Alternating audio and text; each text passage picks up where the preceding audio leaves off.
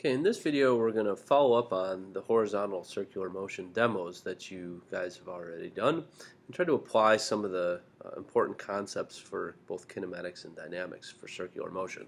So first off, let's look at the Finn-Heinzen and the twirligig. These were both demos where you had a ball on a string and it was moving in a circular horizontal path around and around and around and around. And let's look at the linear speed of those objects first of all. Now when we talk about linear speed, we're really talking about the rate of covering distance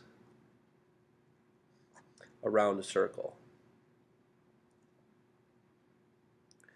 or a circular path.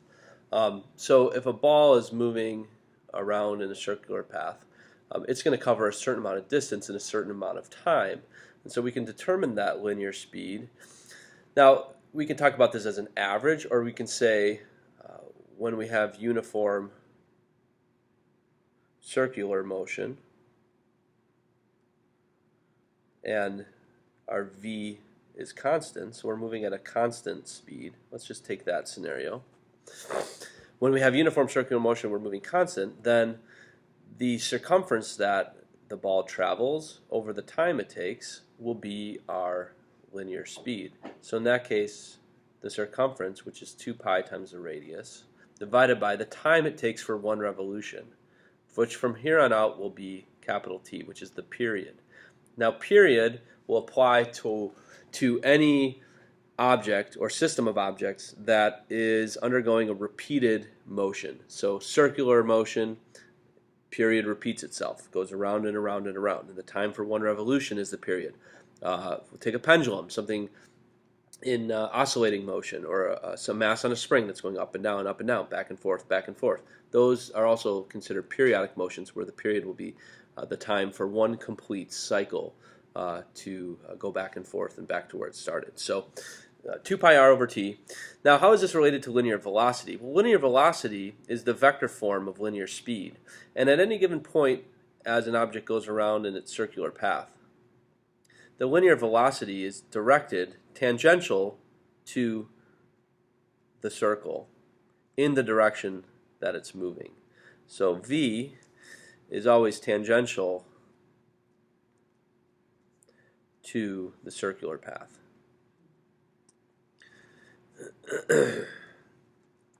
And we're going to begin to look at a frame of reference where we have tangential as one direction and radial as the other, and that's inward and outward from the circular path, and then tangential, or in the opposite direction of the tangential motion at that point.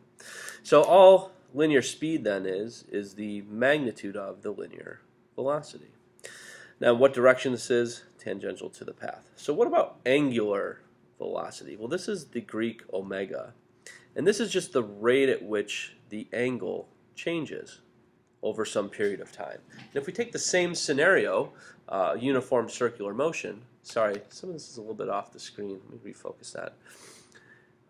The distance that an angle covers in one revolution is 2 pi radians.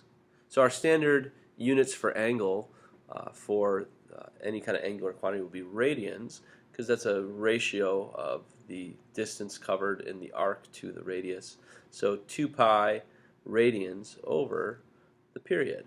So what you notice here is this does not depend on the radius. So no matter what radius I'm at away from the center of the circle, it's going to take the same amount of time to go in one complete circle.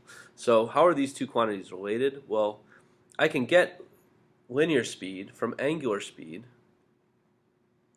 by recognizing that the 2 pi over t is just omega. So v equals omega r will be a way for us to convert back and forth between the linear quantities of linear speed, which is measured in meters per second, and the angular quantity, which is just radians per second. And radians, again, is just a ratio of mass to mass, so it's a unitless quantity. Now, if we have these objects moving at a constant speed, are they still accelerating? So let's switch colors for the second part. And the answer to this is yes, because the direction of the velocity vector is changing. Now this hasn't come up a lot so far in this course, but remember, any vector quantity has a magnitude in the direction. And we're used to scenarios where the magnitude changes, but what we're not used to are scenarios where the direction changes. We haven't dealt with those as much. But the changing in direction of a vector is also considered an acceleration.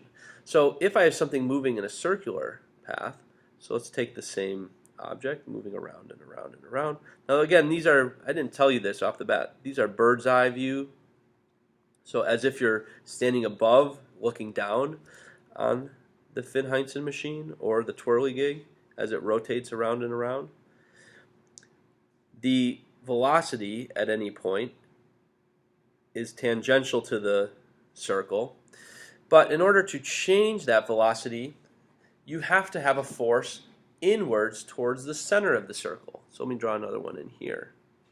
So in video 3 that you saw, we derived this centripetal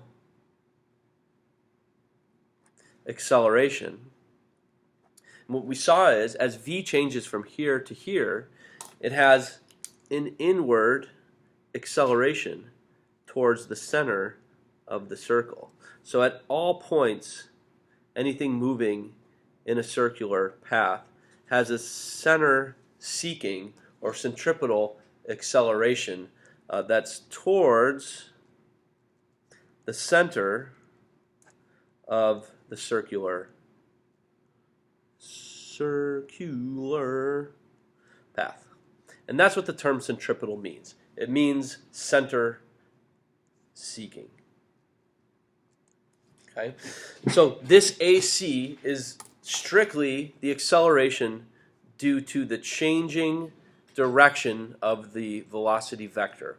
And we can quantify this, and again we derived this in the other video, as the linear speed squared over the radius. So anytime you have something moving in a circular path, the centripetal acceleration due to its changing direction towards the center of the circle is v squared over r. Well, this also begs the question, if there's an AC towards the center, there must be some force also acting towards the center, correct?